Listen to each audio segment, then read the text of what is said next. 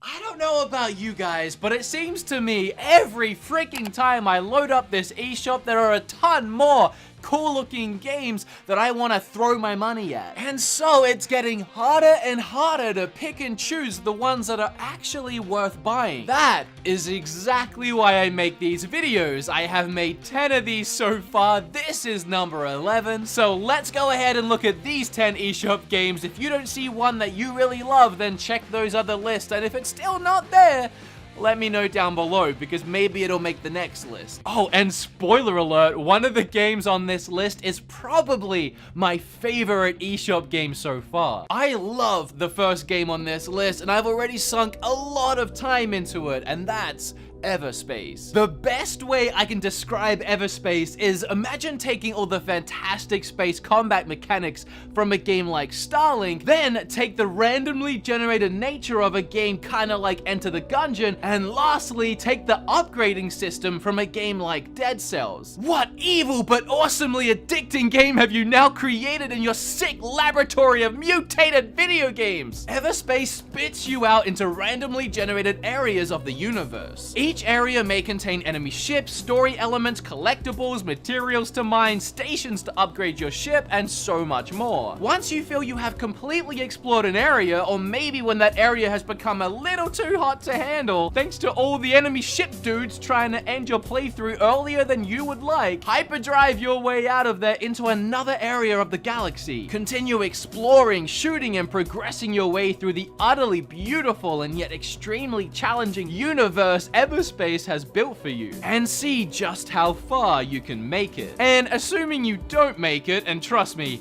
you won't, this game is brutally difficult, use whatever resources you found along your way to upgrade your ship, making it stronger by upgrading your weapons, your health, your shield, you name it. Then jump back into an entirely new universe and try again. It has that same addicting nature that Dead Cells has, and it just looks great. Swapping out our spaceship for a submarine, let's take a dive into Abzu.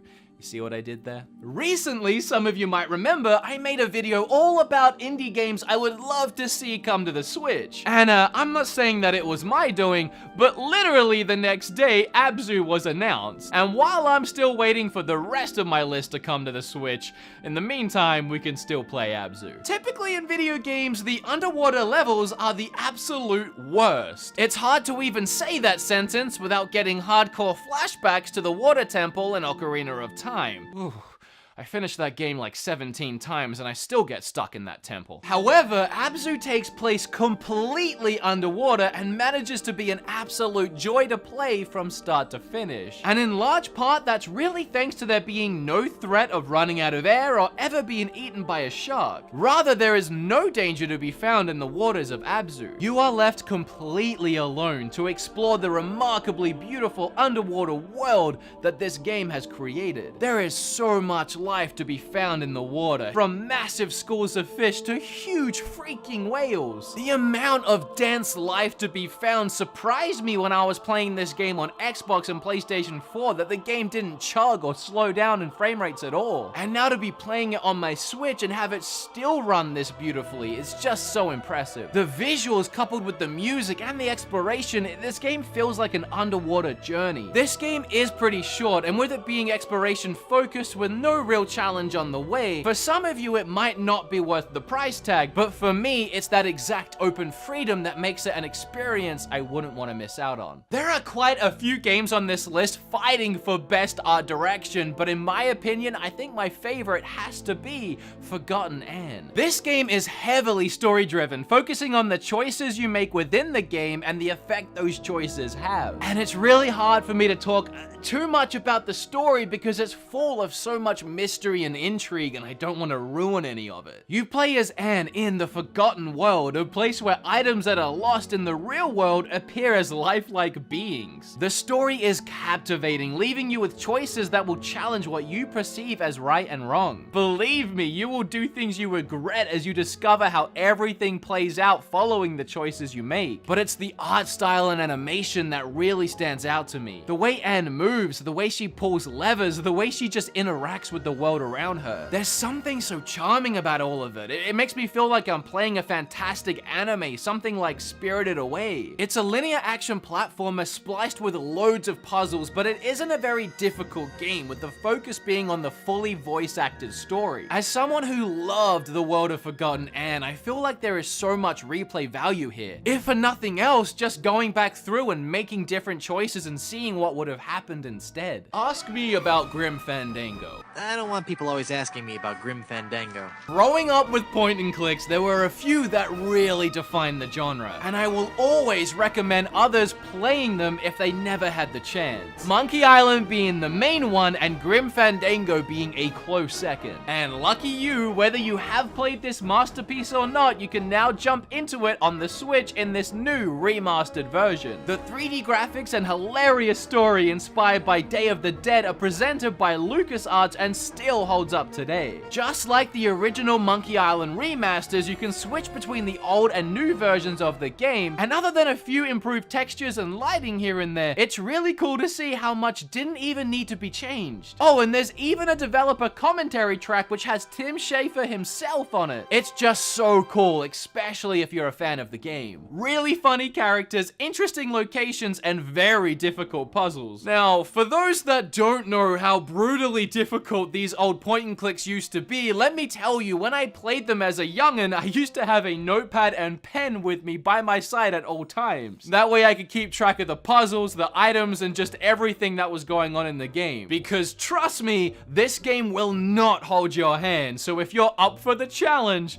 I recommend trying it out. This War of Mine is a game about war, but you don't play as a soldier or any kind of military. Rather, you play as the victims of war, doing their best to survive day to day in a land torn apart. You create your own character's story by playing the game and the decisions you make along the way, and those choices coupled with just the rest of the game, it's just so dark and depressing. You start with a set of random survivors, each with their own special skills. Utilizing these skills are key to your survival. Giving someone the wrong task might not only spell their end, but your own as well. However, utilizing each character's skill correctly can help support your entire base of survivors. Collected items throughout the game can be used to create helpful objects like a bed for your characters to sleep on. And again, certain characters' abilities can lead to them being able to craft bigger and better things. At nightfall, you scavenge for supplies, and it's always a delicate balance between who you take to scavenge and who you leave to rest or keep watch. And if you're lucky, the place you scavenge will be abandoned. And if it isn't, you have to decide whether or not you want to steal from those that live there. And that choice isn't always an easy one. At the start of the game, you'll probably find yourself not stealing from anyone, but as the game goes on and your characters are starving or in immediate need for medical attention, you might find yourself stealing from people who are probably in the exact same position that you are. So in these situations, at what point do you start breaking your own moral code? This is a very in-depth and complex game, and I wish I had more than just this little part of the video to flesh it out. It's not a game for the faint of heart. Even the art style, while fantastic, is just very depressing. But even still, it's another game that's just worth experiencing for yourself. At this point, we've seen quite a few mobile games find pretty big success on the Switch. But Super Brothers is such a wonderful adventure that really stands out to me as more than just a mobile game. Not to say that mobile games are inherently bad, but none have really ever caught my eye like this one. Its gorgeous visuals are often referred to as pixel art, but honestly, I'm hesitant to actually call it that. To me, it's an art style all to itself, something I've never really seen before. And yet, Super Brothers has seemingly perfected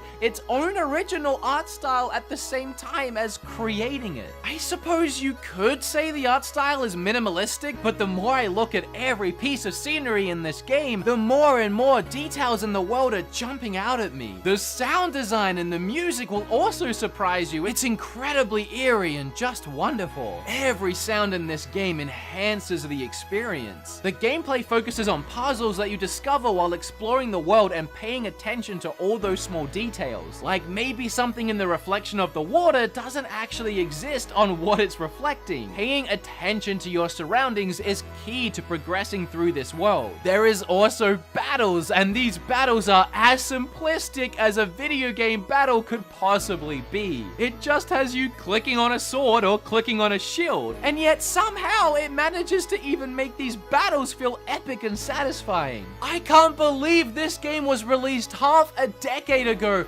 on phones. It was truly ahead of its time. Oh man, next we have The Gardens Between. Seriously, if you're a fan of gorgeous, fascinating, unique, and stunningly wonderful art styles in your video games, this list is really for you. The Gardens Between is a time-bending puzzle game that has an art style I would pay to see made into a feature film. Each level in this game takes place on small islands, which you run around as the camera spins to follow you. And every island has a different theme, each based on something from the character's past experiences. All of these islands end up looking really unique and cool, focusing on things like music or TV or video games and so much more. But most interestingly, the gameplay doesn't have you actually controlling or playing either of these characters. Instead, you control time, rewinding wherever needed to draw the character's attention on certain objects or parts of the world. Guiding them around this way is how you complete puzzles and progress to the end of each level. In this way, it kinda reminds me of a weird splice up between Fez and Braid,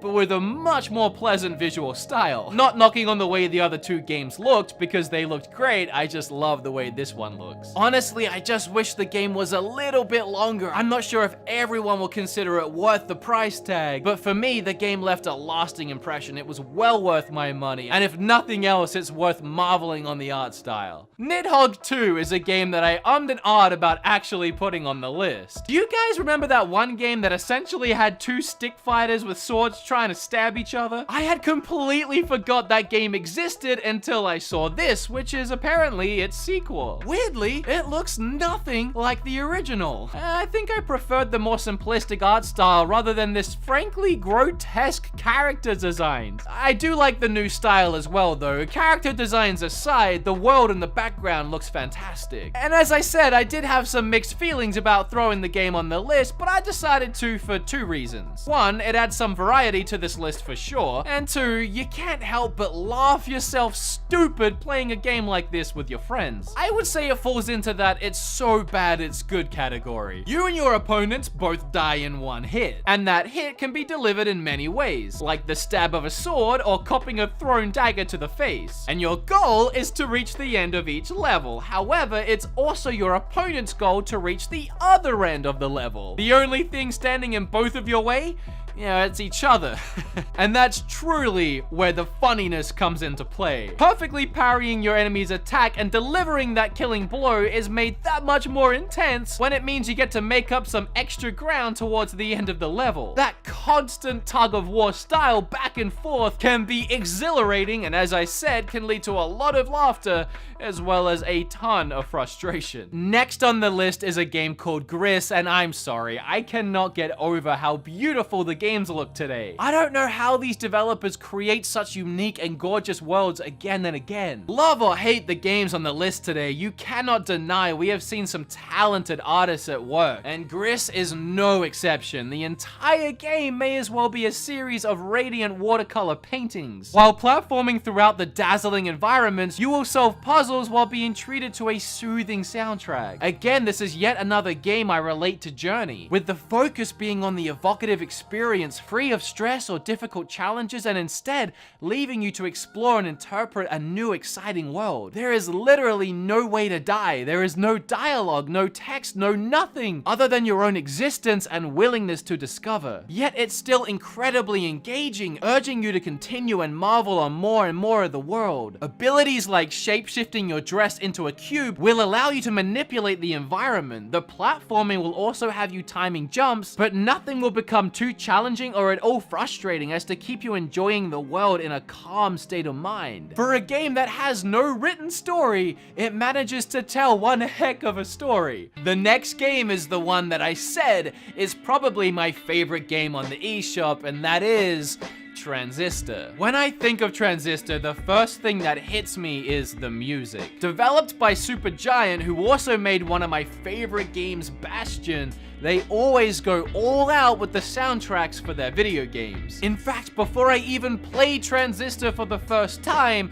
I was already very familiar with its music. I had already been listening to it on repeat the weeks leading up to playing. Next to the music, it's the hand-drawn art style of Transistor that steals my heart. Set in a futuristic dystopia, the cyberpunk visuals are heavily inspired by classic anime. Every location is breathtaking, every character design is unique and interesting, and all of this before we even get to the brilliantly smart and engaging gameplay the game has to offer. You play as a lounge singer named Red who has had her voice stolen. Armed with a talking sword, you set out on a mission to regain her voice. The combat is extremely rewarding, with the real fun being the ability to freeze time and strategically plan out your moves. Then, once you restart time, you get to watch the moves you selected either fail or succeed, and that is a thoroughly addicting gameplay mechanic. But don't worry, you still need to apply quick real-time reactions throughout the combat, which combines strategy and action gameplay in a perfect way. And the depth of the game grows when it comes to unlocking abilities, each of which can be used passively, actively, or used to augment the strength of another skill. Transistor has so much to offer, and I absolutely adore this game. I cannot recommend it enough. Along with all of Supergiant's games. There's a new one coming as well called Hades, and I can't wait for it.